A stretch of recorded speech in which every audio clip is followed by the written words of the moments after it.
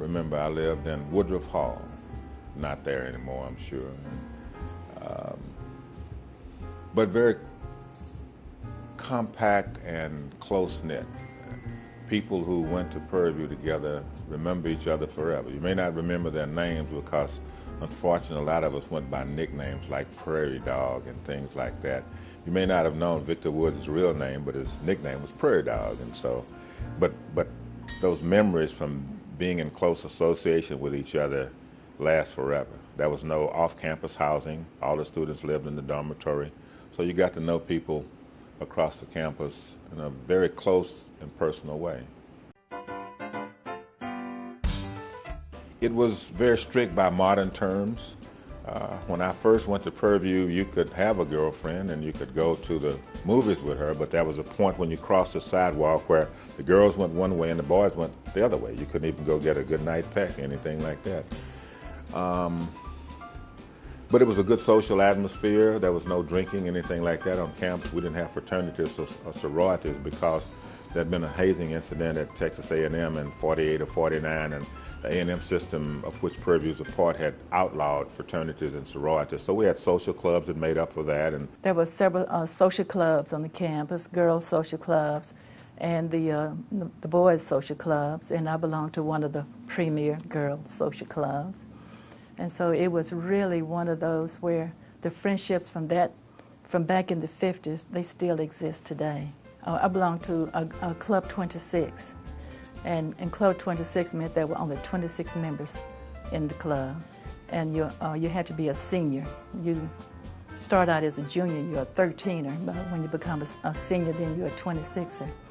So there were 26 members of Club 26. They were some of the top girls on the campus. We considered ourselves as being some of the top girls on the campus because in a senior class, if you only have 26, you know, then you had to be pretty special. We considered ourselves as being pretty special. But there were other clubs on the campus, and they were pretty special, too.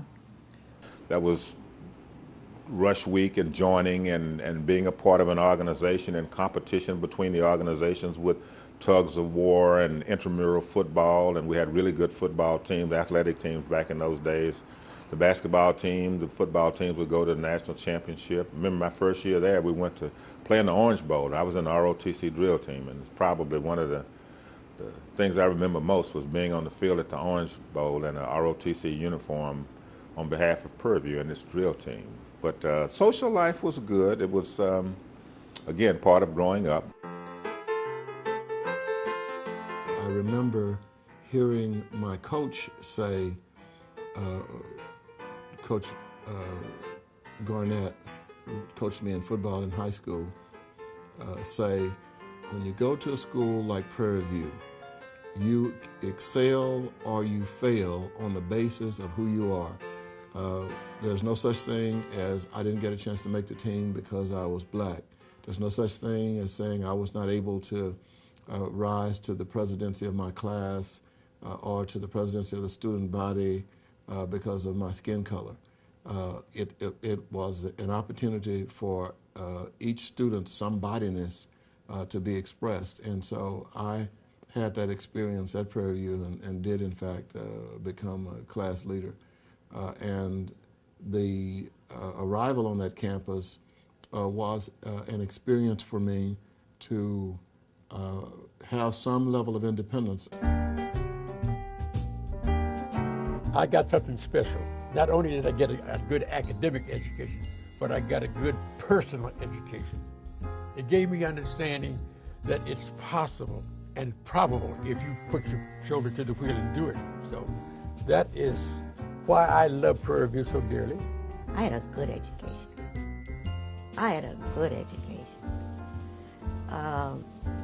I had teachers who taught me, don't expect any favors in this world, but they didn't make it sound like it was gruesome, you know.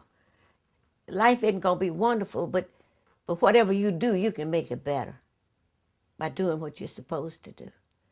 It was also a very spiritual atmosphere.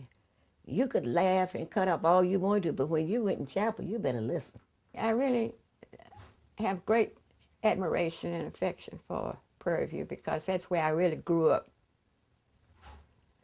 I was a very sheltered child, you know, being a minister's daughter with all kinds of home restrictions. And when I went away to college, then I learned how to be self-reliant and independent, and how to be thrifty. Had to be. So Prairie View really made me, I guess, as an adult, because I became an adult there on the campus. The specialness about Prairie View was you always felt that they wanted you to do well. That you're not supposed to embarrass the school by going out getting in trouble. That you're supposed to get your lessons, no cheating, and you were supposed to learn how to use the practical application of what you had learned. For example, you had to write a thesis your senior year. You had to write a letter of application to get a job. You had to write a letter to some business that you were returning an item.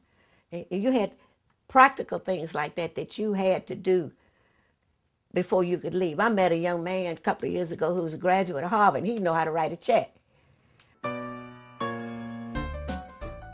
Mr. Banks said, no matter what you graduate, whatever you major in, you're also going to major in education.